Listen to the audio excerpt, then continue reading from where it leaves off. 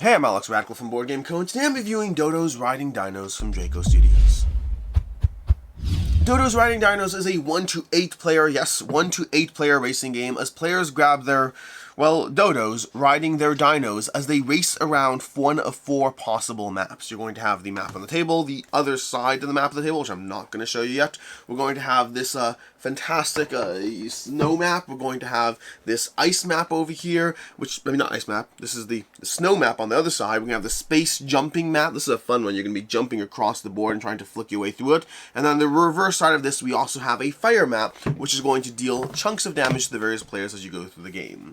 The general idea of this is think Mario Kart. This is a game which you are racing around the board. Every single board actually has 2 maps. Recommended based on different player counts, but you can play it how it wants. You can have 2 different arcs on each board, giving you 8 possible tracks to race across as you try to figure out how to play your cards most efficiently to win the game. Or, ideally if you're playing this game, how to have the most fun while playing the game. Winning is almost secondary. Winning is definitely secondary. In this game, what you're going to be doing is you're going to have a hand of cards, and those hands of cards are going to include a few types of cards, but the general idea is you're going to have reaction cards, these green ones over here. You're going to have strong cards and then regular cards. Now, strong cards are, as you might imagine, the stronger cards. They're going to let you do more things in the game when you play them. The downside is if more than one player plays a strong card, then you'll only go ahead and use its racing value, and you'll ignore its actual ability, which is usually the fun part of the game. So you want to try to play those, but you don't want to take too much advantage of the fact because other players will be hesitant to play them in case you play them, but also want to play them to get their ability, and so timing in this game is everything, and holding on to those strong cards is also a big part of the strategy if you're trying to play this game to win. The general idea, though, is on your turn, you're going to go ahead and play a card. You're going to play a card, and then when it comes to your turn, you're going to go in turn order. You're going to go ahead and move around the board, starting from behind the start line, doing a single lap of the board, and move your racer. Your dino or whatnot, your dodo, your dino, whatever.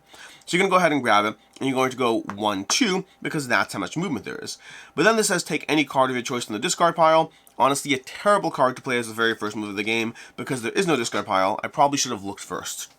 But in the meantime, let's go ahead and have the next dinos go ahead and activate. In fact, we're going to play a bunch of cards randomly for each dino, and we'll go in turn order over here. So we're going to play 1, 2, 3, and 4 and see how they play out. So it happens to be we got only 1 red card, so we will see how this plays. So let's go ahead and move these to the middle over here.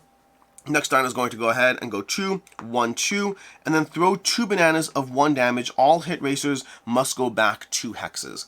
This is where the chaos starts in the game.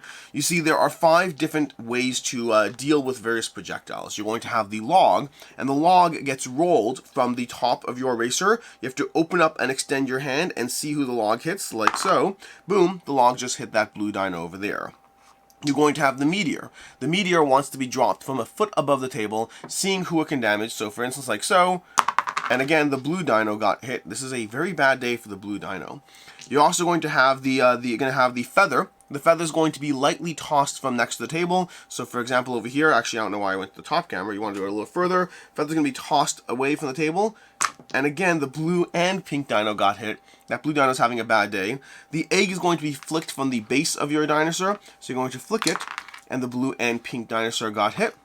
And then lastly, you have the bananas. The bananas are going to be kind of released awkwardly from your wrist without moving your hand, so you can throw it from where you are. And again, let's go ahead and do this situation here. Top camera, we're going to throw it. Actually, front camera's a little better for this. We're going to throw it, and actually hit the orange dinosaur. Bad throw over there. But this card says throw 2 bananas of 1 damage, so I already hit this person. That hit racer is going back 2 spaces.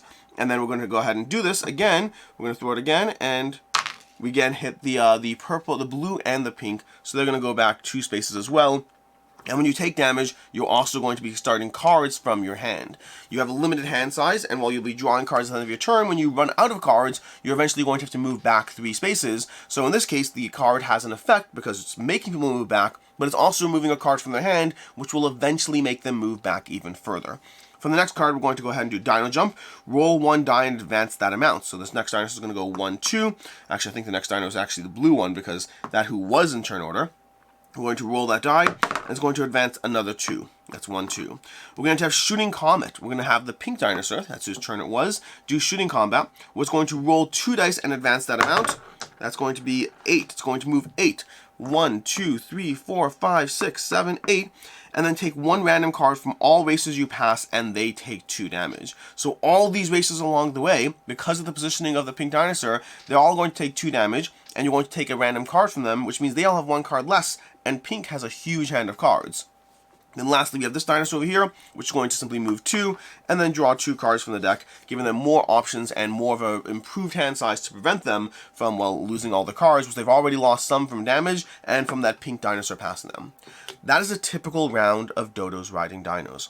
You play a bunch of cards, you use their movement effect to move forward, you do their abilities as well, and one thing we haven't talked about yet is you are also going to be mindful of your own dinosaur's abilities. Each of the dinosaurs in the game, of which there are a bunch of them, are going to have their own unique ability on them. So for example, Weeks and Sorrows, whenever you take 1 damage, whenever you take damage, take 1 damage less. This blue person who kept on being hit, well, it's a good thing because they actually take less damage when they do so. Over here, whenever you deal damage to any racer, including you, those racers take 2 additional damage. So Osborne and Ronaldo, when they passed all these dinosaurs, because they played that card, they're actually dealing 4 damage to everyone, although only 3 damage to Weeks and Sorrow. So you have that back and forth aspect of the various abilities. Othniel and Tracy, at the end of each round, draw 1 card or advance 1 hex. So you can go ahead and either draw a card or just advance a single hex to move up over here. All the dinosaurs have their own unique abilities as far as how they're going to slightly modify the rules. You're playing these cards. You also have reaction cards. We haven't really showcased this, but over here we have like another chance. Take 2 damage, roll 1 die, and advance that amount.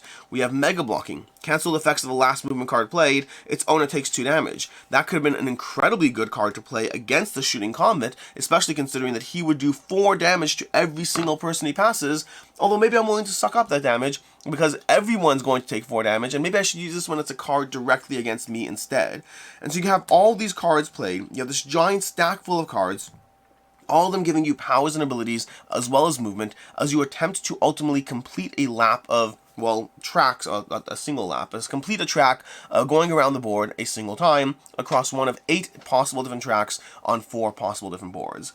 There's a few other small things to talk about. One of the things is going to be these power cards over here. These are used in the longer game mode where you go through a sequence of 4 different races, which can be a lot of fun and they let you have access to those cards. The downside of which is you have to play 4 races. And while it's not particularly long, it depends on who you're playing with this. This is a game where a lap can easily be half an hour, sometimes more than that. And sitting down for 2 hours of Dodos riding dinos means that that's a bit more of a commitment than I'm interested in for those power cards. Although now we're starting to branch into review territory. So let's go ahead and move into review territory. Starting off with ease of play. Rulebook on this game is incredibly easy to dive into. You're talking about, 2 to 3 pages of relevant text, a few things of clarifying abilities, another page for the advanced mode or the campaign, not campaign, the 4-track mode or whatnot. So there are other things to read through. I don't know exactly how long the rulebook is. I'm sure I can check it up right over here. We have a quick reference card in the back. It looks like it's 10 pages total, but I'd say you're looking at maybe 4 pages of relevant text to actually understand how to play the core game mechanism that is going to be taking up the most amount of time as you play through this. As far as game time, like I said, probably around half an hour per map, although can certainly run longer if playing it with kids, and definitely will run longer if playing that 4-race mode. Past that, as far as what I like, don't like, and can see others not liking, starting off the bat with what I like, which is going to be the variety of maps and dinosaurs and cards and power-ups if you're playing with that as well. There's just a lot going on here as far as this is a game that could have easily given you a single map in the box. They could have called it double-sided and already would have been a step in the right direction. They could have given you 1 track per board. Instead, they gave you 8 different tracks, 4 different maps, to race across, which is already a good thing because it just enhances. And by the way, each of those maps comes with a different rule in place. Not a huge deal, but often a small little tweak to how the board operates, which again, it's not like simply, hey, we have a different pattern over here. We have slight differences in rules as you engage on these different maps. I also really like the, I also go back to the variety aspect, the dinosaurs. You have, I don't even know how many dinosaurs there are. It looks like we have 1, 2, 3, 4, 5, 6, 7, plus the 5 on the board. We have 12 different dinosaurs to play through. I haven't played an 8-player game yet, but that means in a 4 to 5-player game, you're looking at, a whole bunch of possible combinations as far as the different dinosaurs on the board. They don't drastically change up the game, but they do give you small things that do change and affect which cards you're going to play. Particularly Osborne and Ronaldo over here. If you have this dinosaur, you're going to want to pick as many damage cards as possible because players will run out of cards quickly and will be frequently moving 3 steps backwards as they run out of cards and also reducing their options. If a player has 2 cards in their hand, that's less possible things that they can do to get in your way compared to having 4 cards in their hand means there's a whole lot more they can do. And so denying people the opportunity to play cards, even just red cards, if people have fewer cards, less red cards are being played and that gives you more control. Small things like that will affect what types of cards you play and how you operate the game, so the dinosaurs do matter as you play through it. Playing the red cards is a lot of fun, but it comes with that risk-reward aspect. Some of those red cards are game-breaking. There's one in particular, I don't even know if it was over here. Here we go, Supplant over here. This one over here, this is a crazy card, absolutely crazy card. Take 3 damage, exchange places with another racer. If you play through this game, there will be times when you are playing through this game where you are over here and there's somebody over here and there's a few people along the way at different points, but you're currently over here, the finish line's here, someone's here, you play that card, you're the only person to play that card, and before you know it, that happens. Now, yes, there are things you can do to get in the way of that. If you are the player in the lead, having a handful of cards is a good thing because you can save your red cards to play them towards the end game. Because either you get a strong ability out of it, or at least you block somebody else's strong ability. There's also those green cards. You can use some of those green cards to cancel other players' cards. So there are things you can do to block some of the crazier cards in the game. Which means when you do block the crazy cards, it's fun and it's cool and it's impactful. And when you don't block the crazy cards, the crazy thing happens and that person in last place swaps with the person in first place and somebody else wins the game.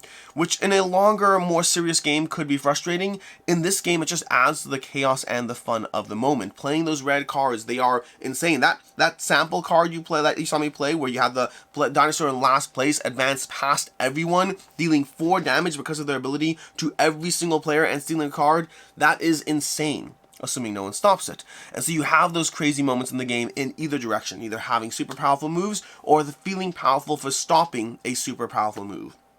This game gives you strong Mario Kart vibes. This is a game all about throwing things at other players, knocking things into them, hurting them in some way, shape, or form, but not really hurting them, just kind of doing small amounts of damage, moving them back on the track, denying them a hand of cards so they have less options and will eventually fall backwards.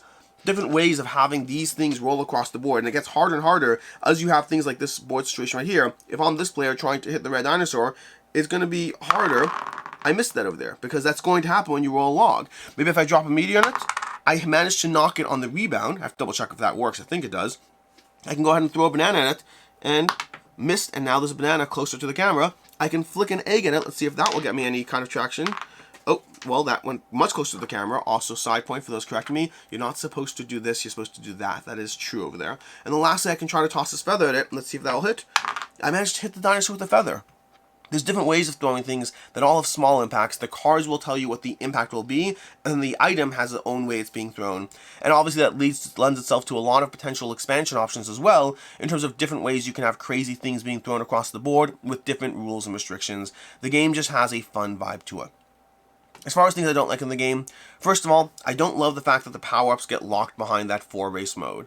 That means that these will rarely ever see play for me. This is not a game that I'm likely to be diving into 4 races at a time. This is not that campaign experience that I'm looking for. This is a game I want to pull out and play a half-an-hour-long experience with a bunch of players. Maybe once in a blue moon, there'll be that particular time when a bunch of us, there's a large group of people, there's 7 of us at the table, there's not a lot of game options, and we sit down for a 4-race session of Dodos riding dinos. But it's not going to happen frequently, which means these power-ups are kind of locked over here. It is worth noting, I know the game has an expansion coming already, and I believe the expansion does give you kind of power-ups you can use even in 1-race mode, so that's going to be a different aspect there. But right now, in its current form, these are cool, and I will barely ever touch them, and so that's a little frustrating there. I'll also say that some of the fun elements of the game can get repetitive if you're playing this a lot. That aspect of, rolling a log across the board, dropping a meteor, those things are all tremendously fun the first time you play the game. They're also a lot of fun the second time you play the game. They're a little fun the third time you play the game, and less fun the fourth time you play the game. The charm of tossing things across the board and doing damage is cute, but it's not lasting charm. It's, hey, this is a fun game, let's have a fun time charm. Even things like the cards. The cards, I think, hold their their interest and their craziness for longer, also because there's more of them, there's not just 5 over here, but even the cards, at a certain point in time, if you play this game enough, this game is not about heavy strategy. This game is about doing fun things, running past people, dealing damage, stealing cards from people's hands. It's about the chaos and the fun, but that does mean the more you play it, the more that does lose its charm. To me, this is the kind of game you pull out infrequently with the right group of people at the right time, or just play it every single day forever with your kids, either one of those categories. But it is a game that is whimsical, it's charming, it's amusing, but it's not about winning. And the fact that it's not about winning, the fact that it's only kind of tangentially about trying to win under the guise of really having a good time and messing with other players. Like, this is a game, if you just rush ahead of other players and win, it's not fun. It's fun when you get pulled down. It's fun when you recover. It's fun when you knock into others. It's fun when those things happen. But that also means that that charm is kind of more about the chaos and the party game vibes over the I'm trying to win vibes. And so that means that, for at least for myself, it's a game that I would rather play infrequently and would not want to play frequently. As far as what I can see others not liking, this is not a skill-based game. Don't get me wrong, for myself, I don't mind the fact that this is a chaos game that's about the fun over the winning. I like that. It does mean I want to play it less frequently, but I do like that.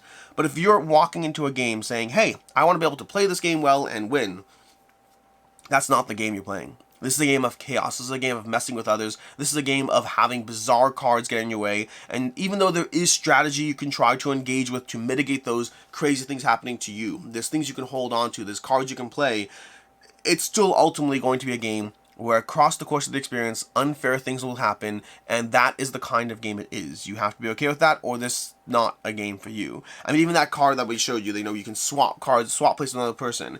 For some people, having your last place dinosaur swap with the first place dinosaur, for some people that's incredibly amusing regardless of which player at the table you are.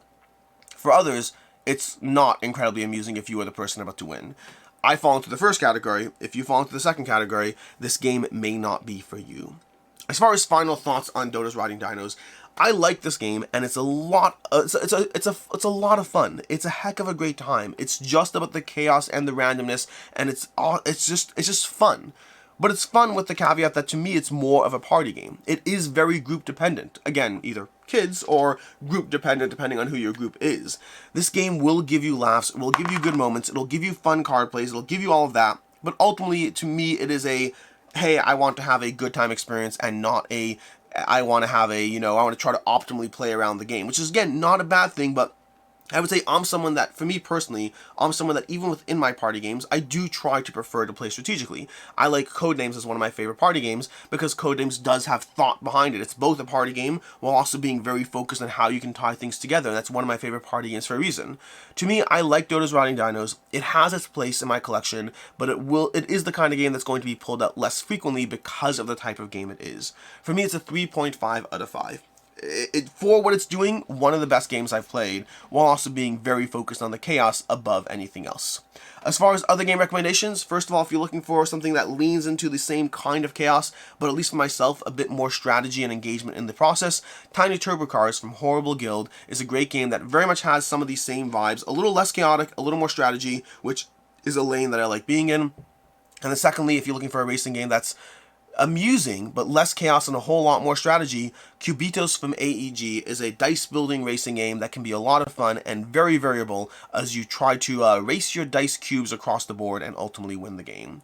In any case, and until next time, I'm Alex Radcliffe from Board Game Co. I hope you enjoyed this video, and as always, I hope you have a good one.